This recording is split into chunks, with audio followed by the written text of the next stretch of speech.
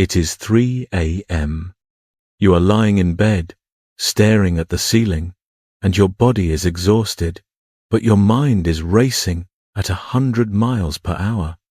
You run through a mental checklist of everything you did not get done today and everything you have to do tomorrow.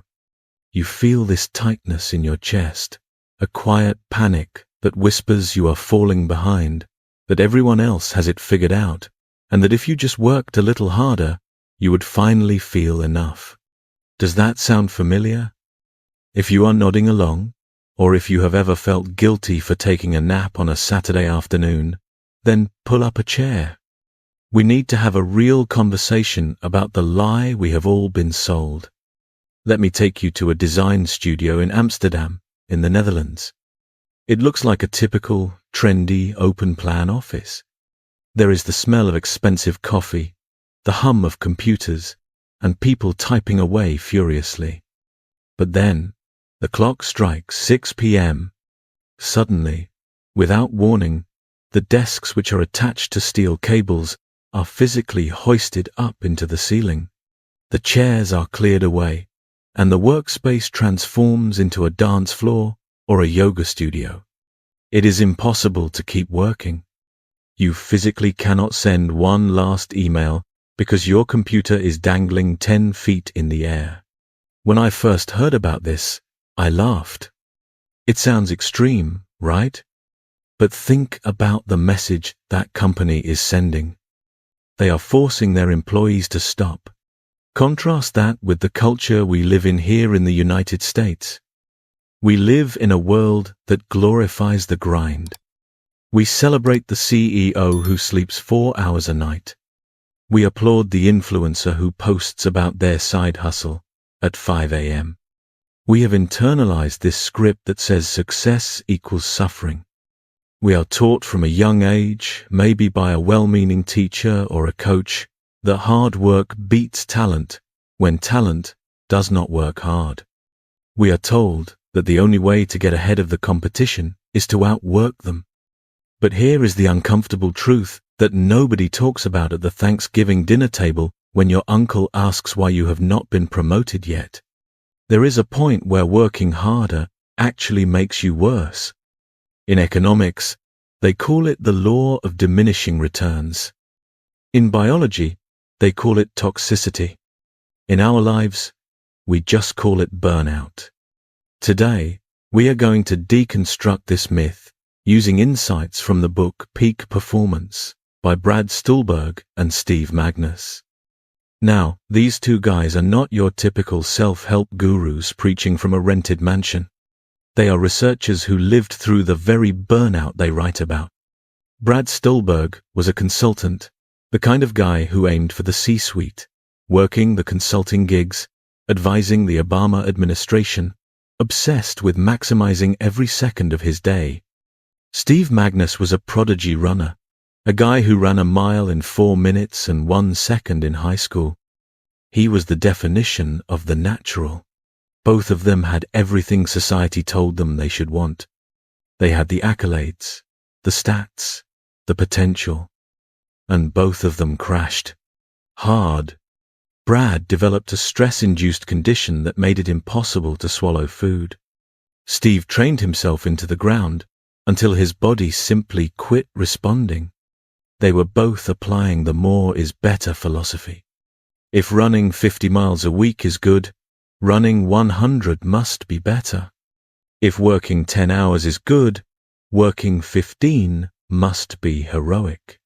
They learned the hard way that the human operating system is not designed to run in the red zone forever.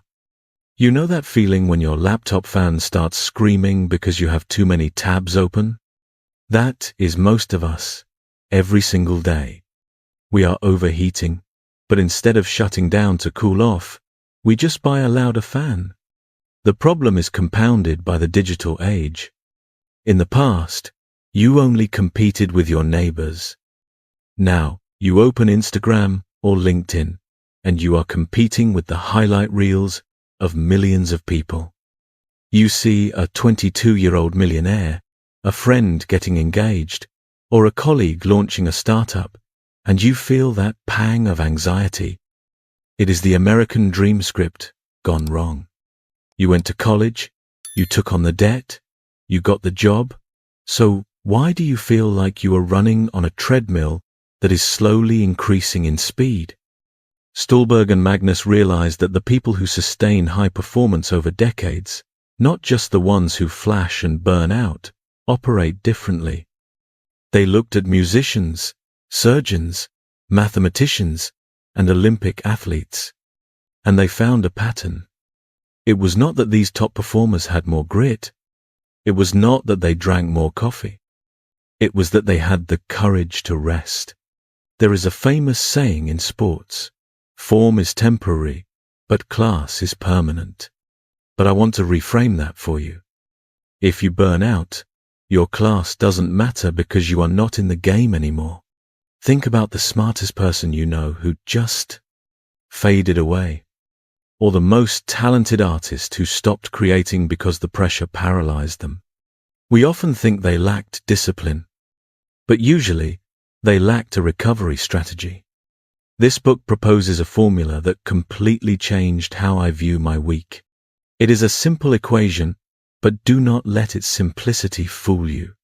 The formula is stress plus rest equals growth. Most of us are obsessed with the stress part of that equation. We want the harder workout, the longer study session, the extra shift. We think stress equals growth. But stress without rest equals injury. It equals burnout. It equals a mental breakdown in the bathroom at work. On the flip side, rest without stress equals complacency. You need both. Think about lifting weights. You do not build muscle while you are in the gym lifting the heavy bar. In fact, while you are lifting, you are actually tearing your muscle fibers apart. You are damaging yourself. The growth happens when you go home, eat, and sleep. That is when the fibers repair themselves and come back stronger. If you just stayed in the gym lifting for 24 hours straight, you would not be the Hulk. You would be in the hospital. Yet, we treat our brains like they are exempt from this biological rule. We try to solve complex problems for 12 hours straight and wonder why our creativity dies. We push through the fatigue, fueled by caffeine and anxiety, thinking we are being productive. But as Brad and Steve argue, we are just spinning our wheels. So, how do we actually apply this? How do we stop feeling guilty about resting in a culture that monetizes every waking second? How do we find that sweet spot of pressure that pushes us forward without breaking us? In the next part of this conversation, we are going to break down the stress side of the equation. We are going to look at why you might be stressing about the wrong things and how to hack your brain to find the perfect level of challenge, what scientists call just manageable difficulty. We are going to move away from the toxic hustle and move towards sustainable mastery. Because you do not need to quit your job and move to a cave to find peace, but you do need to change the way you engage with the struggle. Let us dig deeper into the first variable of that growth equation, stress. Now, I know the word stress usually triggers a visceral reaction. We have spent the last decade reading articles about how stress is the silent killer, how it raises our cortisol levels, ruins our skin, and keeps us up at night staring at the blue light of our phones. And that is all true. Chronic, unchecked stress is toxic. It is like driving a car with the parking brake on. Eventually, the engine is going to blow. But here is where things get nuanced. The authors of Peak Performance argue that stress itself isn't the enemy. The dosage is the enemy. In fact, if you want to get better at anything, whether it is writing code, painting watercolors, or just being a more patient partner, you actually need stress. You need a stimulus. You need to be uncomfortable. Think about the time you learned to drive. In the beginning, it was terrifying. Merging onto the highway felt like a life or death situation. Your knuckles were white, and your heart was pounding. That was acute stress. But because of that stress, your brain was hyper-focused. You were learning rapidly. Now, you probably drive to the grocery store without even remembering the trip. The stress is gone, but so is the growth. You are on autopilot. So, the goal isn't to eliminate pressure, it is to curate it. The problem is that most of us are carrying a load of pressure that doesn't actually belong to us. I call this phantom competition. Imagine you are sitting at your desk, feeling okay about your day. Then, you make the mistake of opening LinkedIn or Instagram. You see a former classmate who just made the 30 under 30 list. You see a coworker posting about their humble brag promotion. Suddenly, your heart sinks. You feel like you are falling behind. You start working frantically, not because you have a clear goal, but because you are reacting to a ghost. You are competing with a curated, filtered version of someone else's reality. This is what I mean by the American dream script glitching out. We are running a race where the finish line keeps moving because we are looking at everyone else's lane instead of our own. This creates a toxic type of pressure that leads to anxiety, not achievement. It puts you in a threat state, where your brain shuts down its creative centers to focus on survival. You cannot write a brilliant novel or solve a complex engineering problem when your amygdala thinks you are being chased by a predator. We need to shift from ego stress, which is worrying about how we look to others, to task stress, which is the challenge of the work itself. So, how do we find the right amount of pressure? Stulberg and Magness introduce a concept called just manageable difficulty. It is the Goldilocks zone of growth. If a task is too easy, you get bored and check your phone. If a task is too hard, you get anxious and shut down. The magic happens right in the middle, where you feel slightly out of your depth, but you believe you can figure it out. Think about the way we prepare for big moments. Maybe it is the bar exam, a medical board certification, or a massive quarterly review at work. The instinct is to cram. We pull all-nighters, fueled by panic and energy drinks, thinking that if we just suffer enough, we will succeed. But remember the law of diminishing returns. There is a fascinating observation in the book about how this applies to exams. We have all been there. You study perfectly for weeks. You know the material inside and out. But on the day of the test, the pressure is so immense that you choke. You freeze. That is because the pressure exceeded your ability to cope. You cared too much about the result and lost connection with the process. To apply just manageable difficulty, you need to break the monumental down into the manageable. If you want to write a book, do not sit down to write a book. That is terrifying. Sit down to write 500 words.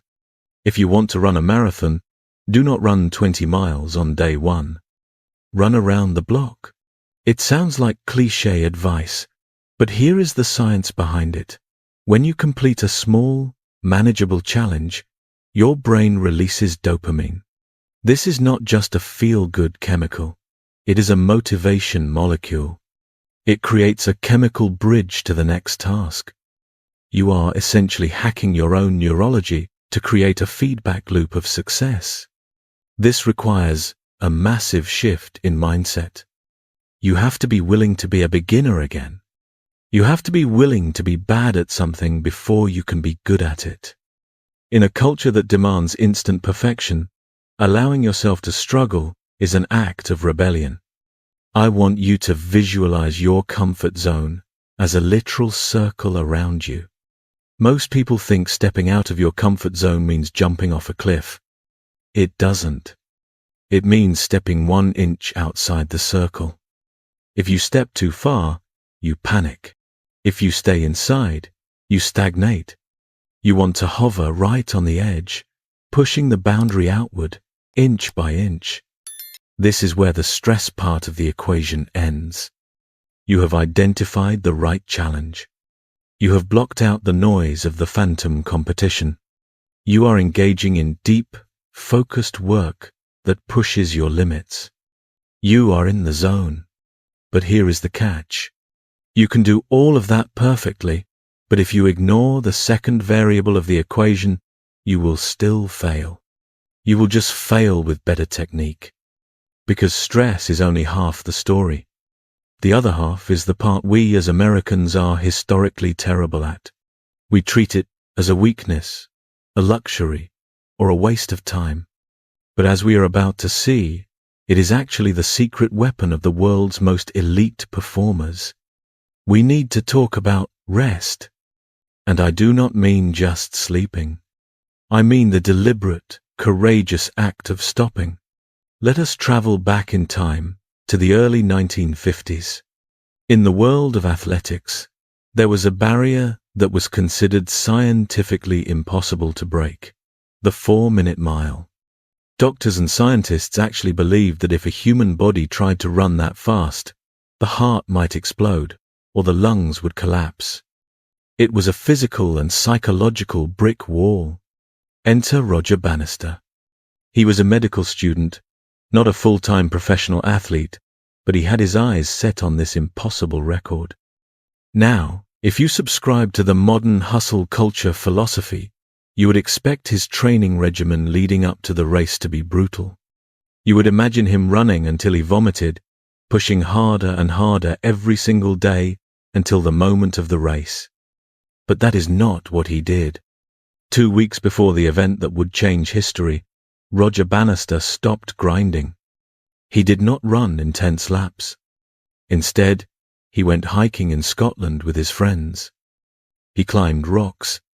He breathed fresh air. He laughed. For the 3 days immediately before the race, he completely rested. He let his body repair. He let his mind decompress. On May 6, 1954, he stepped onto the track, fully rested and buzzing with stored energy, and he ran the mile in 3 minutes and 59.4 seconds. He did the impossible. And the most fascinating part, once he broke that barrier, dozens of other runners broke it shortly after. The limit was never physical. It was mental fatigue and belief. When asked about his secret, Bannister said something profound. The runner must have the courage to rest. That phrase, the courage to rest, hits hard, doesn't it? In our society, resting does not feel courageous. It feels lazy. It feels irresponsible. If you are not answering emails at 8 p.m. on a Sunday, you feel like you are slacking. We wear our exhaustion like a badge of honor. "Oh, I am so busy," we say, as if being busy is the same thing as being important. But Stulberg and Magness found that the best performers in the world treat rest not as the absence of work, but as a critical part of the work. It is an active process. So, how do we operationalize this? The authors offer a few strategies that you can start using tomorrow. First, you need to honor your ultradian rhythms. We all know about circadian rhythms, our sleep cycles, but ultradian rhythms are the cycles of energy we go through during the day. Research suggests the human brain can only focus intensely for about 90 minutes before it needs a break. After that, you are just staring at the screen, engaging in what I call fake work. You are moving the mouse, but you are not creating value. The strategy is to work in intense bursts, maybe 50 to 90 minutes, and then force yourself to take a real break. And no, scrolling through TikTok does not count as a break. That is just more information processing. A real break means walking away, staring out a window, or stretching. Second, you need to understand the power of the incubation period. Have you ever noticed that your best ideas never come to you when you are sitting at your computer trying to force them out? They come to you when you are in the shower, or driving the car, or washing the dishes. This is not a coincidence. When you step away from a problem, your conscious mind shuts up, and your subconscious mind, which is infinitely more powerful, starts working in the background. It connects dots that your stressed out conscious brain cannot see. If you are stuck on a problem, the worst thing you can do is sit there for 3 more hours. The most productive thing you can do is stand up and go for a walk. You are not quitting. You are letting the engine cool down so it can run smoother. Finally, and this is the non-negotiable one, sleep. We live in a culture that treats sleep as an inconvenience. We have sayings like, "I will sleep when I am dead." Well, the science is pretty clear. If you do not sleep, you will be dead sooner. Stulberg and Magness point out that just 1 hour of lost sleep can degrade your cognitive performance significantly. Think of sleep as a cleaning crew for your brain. During the day, your brain builds up metabolic waste, essentially biological trash.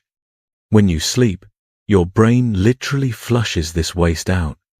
If you cut your sleep short, you are starting the next day with a brain full of trash. You are emotionally reactive, your focus is shot, and your willpower is at 0. If you are interested in the deep science of this, I highly recommend reading Why We Sleep by Matthew Walker. It is a terrifying and life-changing book that we might dive into in a future video. But for now, just know this: prioritization of sleep is the ultimate performance hack. It is not about being soft. It is about being professional with your biology. So, let us recap the formula. Stress plus rest equals growth. Life is not a sprint, and it is not really a marathon either. It is a series of sprints followed by recovery. If you want to sustain high performance, whether you are a coder, a writer, a parent, or an entrepreneur, you have to respect both sides of the equation. You have to push yourself to the edge of your ability, and then you have to have the discipline to pull back and recover. We need to rewrite the American dream script. Success is not about burning the candle at both ends until there is nothing left. It is about burning the candle brightly, then blowing it out so you can light it again tomorrow. I want to leave you with a question to think about tonight. We always make to-do lists. We are obsessed with what we need to add to our lives. But to apply this formula, you need to subtract. So, what is one thing you are going to stop doing this week to buy back your peace? Maybe it is deleting a social media app. Maybe it is saying no to that social event you do not actually want to go to. Maybe it is just closing your laptop at 6 p.m., no matter what. If you found value in this deep dive, and if you want to join us for more conversations about living a better, more examined life, please hit that subscribe button. It really helps the channel, but more importantly, it helps us build this community of people who are choosing wisdom over noise. Let me know in the comments. Do you struggle more with the stress part, challenging yourself, or the rest part, allowing yourself to stop? I read every single comment, and I would love to hear your story. Thank you for spending your time with me. Get some rest tonight. You have earned it. I will see you in the next one.